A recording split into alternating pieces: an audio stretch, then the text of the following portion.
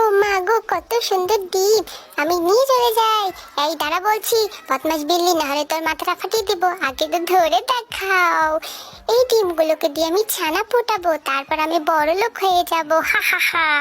আমার ছোট ছানাদের জন্য ভুট্টা চুরি করে নিয়ে যাচ্ছি। এই বেটা দাঁড়া বলছি, দাঁড়া। কি? আমাকে আগে ধরে তো দেখো, কেউই পারে না আমাকে ধরতে। আমি হলাম বিখ্যাত চোর।